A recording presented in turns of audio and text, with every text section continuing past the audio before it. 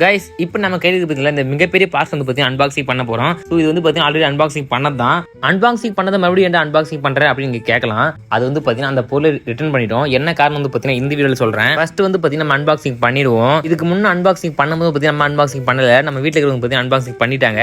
அதை அப்படியே தான் எடுத்து காமிச்சோம். பட் இப்போ வந்து பார்த்தீங்கன்னா நம்ம கையில் வந்து பார்த்தீங்கன்னா அன்பாக்சிங் பண்ண போகிறோம். அப்படி உள்ள என்னதான் இருக்குது நீங்களும் ஆர்வமாக காத்திருக்கலாம். ஆனால் ஆல்ரெடி அன்பாக்சிங் பண்ணதான் நீங்களும் பார்க்க போறீங்க. அதாவது பார்த்தீங்கன்னா சென்டர் ஸ்டாண்ட் வந்து பார்த்தீங்கன்னா நம்ம பைக்கு வந்து பார்த்தீங்கன்னா ஒழுங்காக செட் ஆகவே இல்லை எந்த ஸ்டாண்டுமே. ஸோ மறுபடியும் வந்து பார்த்தீங்கன்னா இதை ஆர்டர் பண்ணோம். எதனால வந்து பார்த்தீங்கன்னா சென்டர் ஸ்டாண்ட் செட் ஆகல வந்து பார்த்தீங்கன்னா இதுல வந்து பார்த்தீங்கன்னா ஒரு ராடு கொடுத்துருப்பாங்க. இந்த ராடு வந்து பார்த்தீங்கன்னா பெருசாக கொடுத்துருக்காங்க. அதுதான் மிகப்பெரிய பிரச்சனையே. இவங்க வந்து பார்த்தீங்கன்னா பேக்கிங்ல நல்லாவே கொடுத்தாங்க, பரவாயில்ல. குவாலிட்டி வந்து பார்த்தீங்கன்னா ரொம்ப ரொம்ப ரொம்ப சூப்பராக இருந்துச்சு, எனக்கு பிடிச்சிருந்துச்சு. ஆனால் இந்த ராடு இருக்கு பார்த்தீங்களா, இதுக்கு முன்னே அன்பாக்சிங் பண்ணும்போது இதுதான் பிரச்சனையே. இந்த ராடுனால தான் நம்ம வந்து பார்த்தீங்கன்னா பொருள் ரிட்டர்னே பண்ணோம். அப்படி எதுக்காக ரிட்டர்ன் பண்ணோம் பார்த்தீங்கன்னா, ஸோ இந்த ராடு வந்து பார்த்தீங்கன்னா நம்மளோட பைக்ல வந்து பார்த்தீங்கன்னா உள்ள இன்செர்ட்டே ஆகல. மறுபடியும் சேம் ப்ராப்ளம் தான். இதுக்கான சொல்யூஷன் என்னன்னு உங்களுக்கு தெரிஞ்ச மறக்காம கமெண்ட் போங்க. போயிட்டு வர பை பை.